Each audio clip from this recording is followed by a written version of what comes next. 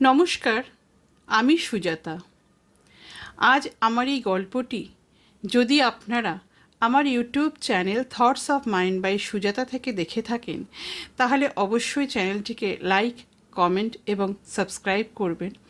আর যদি আমার পেজ গানে গল্পে সুজাতা থেকে দেখে থাকেন, তাহলে অবশ্যই পেজটিকে ফলো করবেন।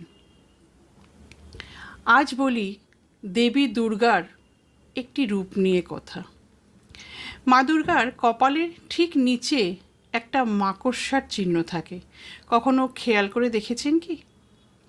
কী সেই চিহ্ন আর কী বা তার অর্থ কখনো জানার চেষ্টা করেছেন?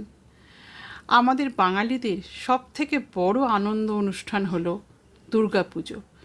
কিন্তু ভালো করে মা দুর্গার মুখটা লক্ষ্য করে দেখবেন, কপালের নিচে নাকের ঠিক ওপরে একটি ছোট্ট চিহ্ন থাকে, যেটি একটি মাকড়সা আঁকা থাকে। এই চিহ্নটি একটি ঊর্ণনাভ অর্থাৎ মাকড়সারই চিহ্ন। ডাকের সাজের প্রতিমাতে এই চিহ্নের খুব আধিক্য দেখা যায়। অনেক থিমের প্রতিমাতে আদৌ এই চিহ্ন দিতে তারা মনে রাখেন না, ভুলে যান জানি না। তবে ডাকের সাজ যেহেতু আমাদের আদি সাজ, সেই জন্য ডাকের সাজের প্রতিমাতে কিন্তু এই চিহ্নটি আপনি অবশ্যই দেখতে পাবেন। আসলে এই ঊর্ণনাভ মহামায়ারই একটি প্রতীক, এটাই সত্য। আপনারা দেখে থাকবেন যে দুর্গাপুজোর সময় বাড়িতে মাকড়সা হলে মা কাকিমারা কখনোই সে মাকড়সা তাড়াতে দেন না। তারা বলেন মাকড়সার রূপেই মায়ের আবাহন শুরু হয়ে গেছে।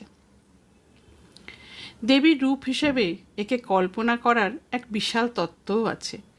আসলে মায়ের রূপের মধ্যে এই ঊর্ণনাভর চিহ্ন দিয়ে মায়াকে চিত্রিত করা হয়। দেবী যে মহামায়া সেইটাই বোঝানো হয়। মাকড়সা আসলে গভীর প্রতীকবহ একটি চিহ্ন।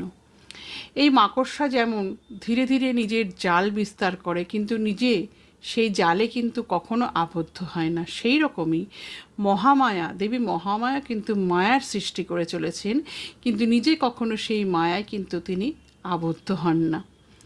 মহামায়া হলেন স্বয়ং ব্রহ্ম, যিনি মায়া বিস্তার করেছেন, মায়ার মধ্যেই আছেন, কিন্তু মায়ার থেকে অনেক ঊর্ধ্বে। অর্থাৎ মায়া কিন্তু মহামায়ার ওপরে কোনো প্রভাব বিস্তার করতে পারে না।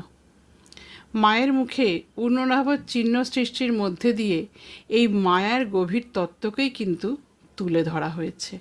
তাই এরপর যখন মণ্ডপে যাব, আমরা অবশ্যই এই ঊর্ণনাভর অবস্থানটি লক্ষ্য করব।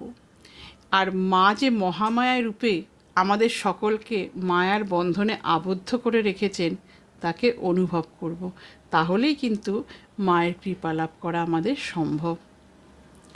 আজ আমার এই গল্পটি আপনাদের কেমন লাগলো জানাবেন। খুব শিগগির দেখা হবে নতুন কোনো গল্প নিয়ে বা কোনো নতুন কোনো অজানা অচেনা ঘটনা নিয়ে। আজ তবে আসি।